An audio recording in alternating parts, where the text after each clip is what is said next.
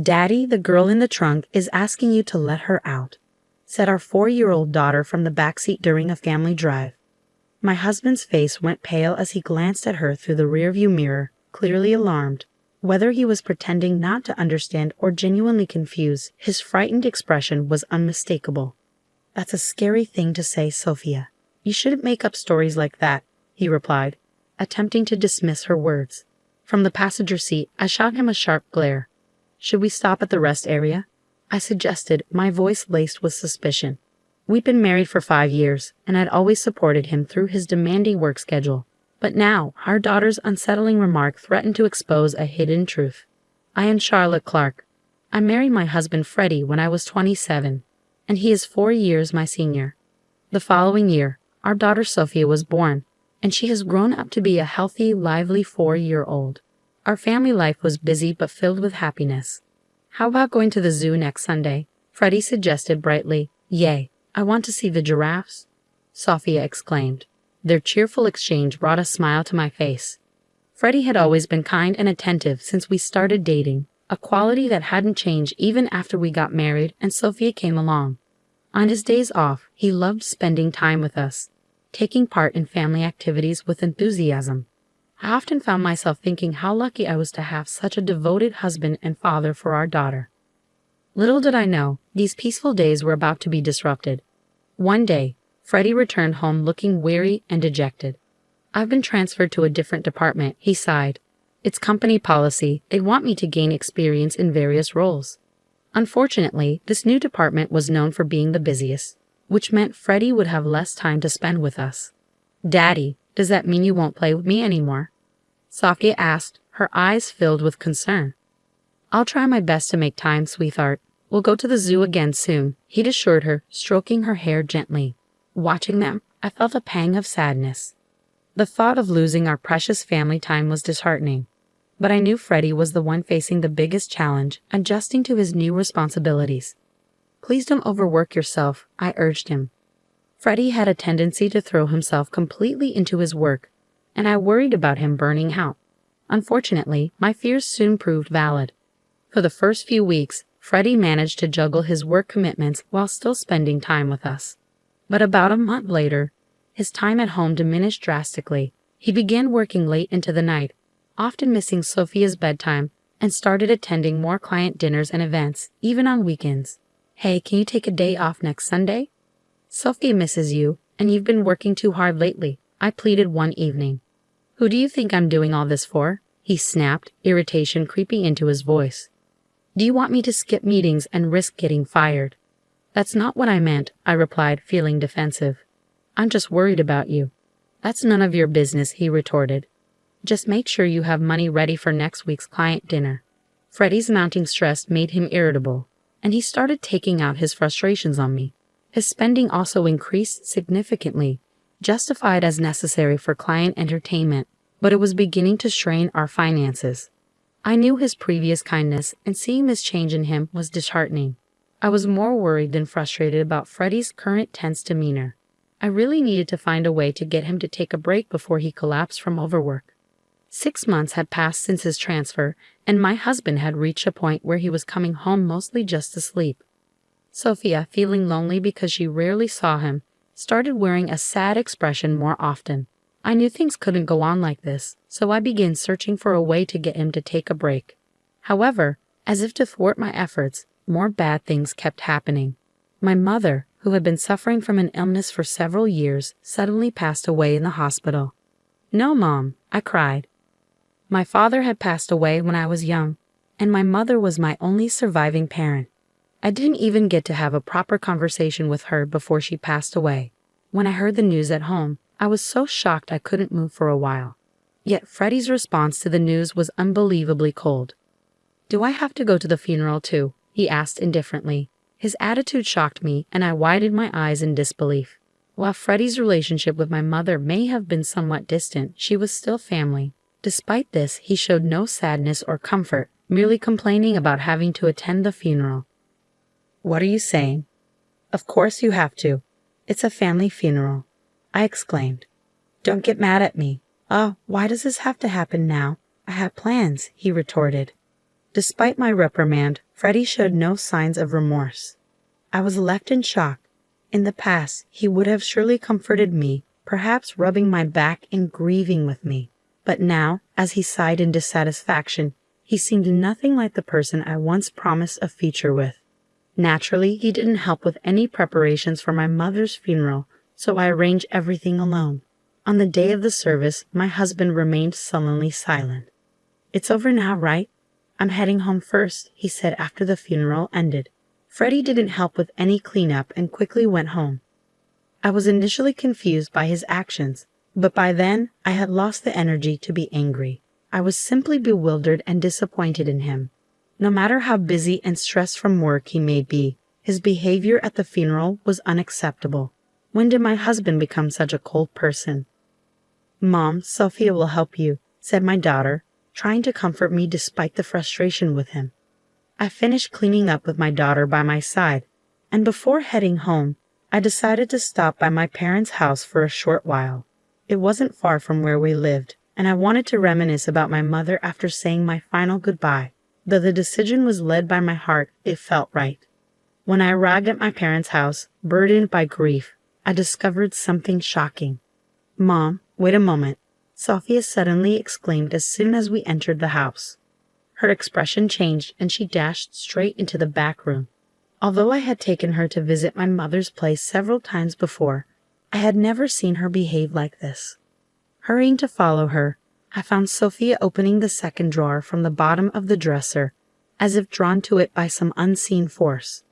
"Mom, Grandma wants you to have this," Sophia said. I looked at the old hand mirror she was holding and caught my breath. The mirror had always been precious to my mother. She had treasured it so much that even I rarely saw her use it, and I didn't even know where she kept it. There was no way Sophia could have known about the existence of this hand mirror. "How did you know it was here?" I asked, astonished. "And what do you mean Grandma wanted me to have it?" "When Grandma was sleeping earlier, she told me that you were sad and asked me to give this to you," she answered innocently. I couldn't hide my surprise. I didn't think it was a coincidence, so I decided to ask Sophia some questions about things she couldn't possibly know, like tomorrow's dinner menu, what I was thinking about, and even thoughts I had during the funeral. To my astonishment, she answered every question accurately. I wasn't sure how long she had had it, but it seemed my daughter possessed a mysterious ability to know what people were thinking. "Wow, that's amazing, Sophia. You know everything," I said, stroking her head and feeling bewildered. I had always thought mysterious abilities were just fantasy, but I never imagined she actually had such a gift. Sophia put her hand on her hip and showed a proud look on her face. "That's right. Sophia knows about Dad, too." "What do you mean?" I asked. What she told me was incredible and unforgivable. A few weeks after my mother's funeral, I casually mentioned my plans to Freddie one morning as he was about to leave for work. "By the way, I'm visiting my friend with Sophia next Sunday." Freddie abruptly stopped and frowned, looking genuinely troubled. "Really? Oh no, I'm off that day. That's too bad." Feeling the artificiality in his voice, I smiled quietly to myself. Now that I knew the truth, I realized there was no love left for Freddie inside me. On that Sunday, I left home with Sophia, killed about an hour, and then returned. "Dad, he's over there," Sophia said, pointing toward the garage. Taking a deep breath, I headed towards the garage with the shutter still down and lightly knocked on it. "Freddie, I know you're in there. Open it," I called out. "Charlotte, I thought you and Sophia had plans," he replied, sounding flustered. "They're canceled. If you're going somewhere, we want to come with you," I said firmly. He hesitated, reluctant to open the shutter. I had a pretty good idea of what was going on inside, but I decided to stay quiet and just observe. "Sophia wants to go for a drive too," I added. Unable to resist her hopeful voice, Freddie had no choice but to agree. A few minutes later, he reluctantly opened the garage, and we started our drive together. Sitting in the passenger seat, I looked at Freddie's profile as he drove and solidified my final decision.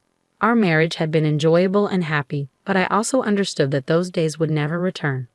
"Hey, did you know Sophia has a special power?" I asked. As we merged onto the highway, I finally brought it up. My husband furrowed his brows in confusion at my sudden confession. "Huh? What's that supposed to mean?" "That's a silly joke," he laughed dismissively. "Daddy, the girl in the trunk, is asking you to let her out." our daughter confidently called from the back seat. I did miss the moment Freddie's face stiffened.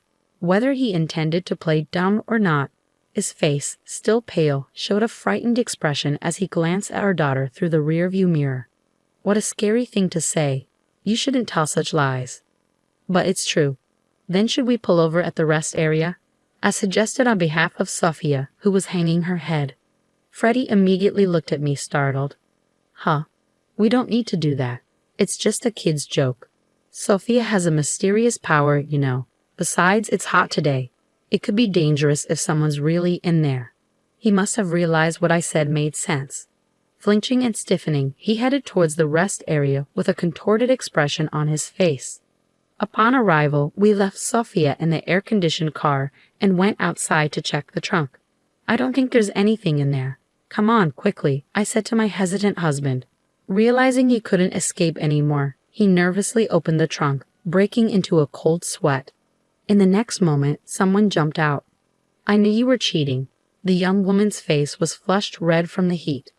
Yes, it turned out that while Sophia and I were out, Freddie had been cheating with her at our home. Probably just as they were about to go for a drive, we came back unexpectedly, so he had no choice but to hide her in the trunk. No, it's not like that. She is a colleague from work. We were just working together, Freddie stammered, shaking his head nervously. Working together. In the trunk? I chuckled at the blatant and ridiculous lie while standing firm. Taking a piece of copy paper from my bag, I showed it to them. And what is this? It says, let's go on a drive date on Sunday. As the woman and Freddie looked at the paper, they turned pale. Their lovey-dovey email exchanges were printed on it. Thanks to Sophia, I had found out everything. On the day of my mother's funeral, at my parents' house, my daughter had confided in me. Daddy has been spending a lot of time with Scarlett lately. I'm sad because Scarlett is taking Daddy away from me. Just having witnessed Sophia's power, what she said made me suspicious, so I decided to investigate my husband for a while. Sure enough, I found undeniable evidence of his affair on his phone. I told you that fake plan because I wanted to punish you. It's a shame it turned into this kind of drive. Hey, it's unfair to look through my phone without permission, Freddie protested, shaking his body. His absurd remark made me burst into laughter. I had thought he was just too busy to come home, but most likely, during that time, he was with his affair partner, Scarlett. He probably used the expenses for dates with her. Despite all the complaints and taking it out on me, who exactly was being unfair here? By the way, I've been recording everything since earlier, I said, recalling all the grievances.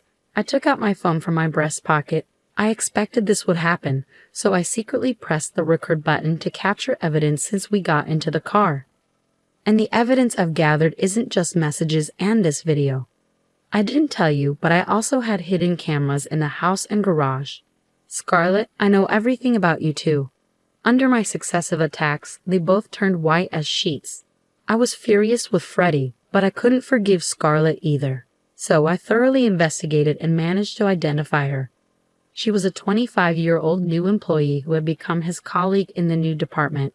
From reading the messages, it seemed she was aware of my existence yet still engaged in the affair, making her equally guilty. Oh, sorry, Charlotte, Freddie whimpered, probably not expecting to be cornered so perfectly. Feeling disdain for Freddie as he pleaded in a voice I had never heard before, I glared at both of them with all my anger. I won't forgive either of you. Prepare yourselves for alimony. Upon hearing my firm words, perhaps realizing their fate, both of them collapsed to their knees. Afterwards, I divorced Freddie. The fact that I had recorded the scene and gathered all the evidence paid off, and they were ordered to pay $300,000 in compensation. I was also able to claim $500 a month in child support from my husband. Their misfortune didn't end there. I heard their affair spread throughout the entire company since they worked in the same department, making things awkward.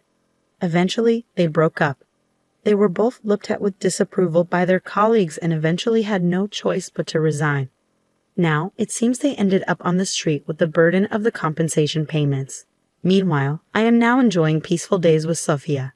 I'll continue to give lots of love to my daughter, who has a wonderful power, so that she can live happily in the future.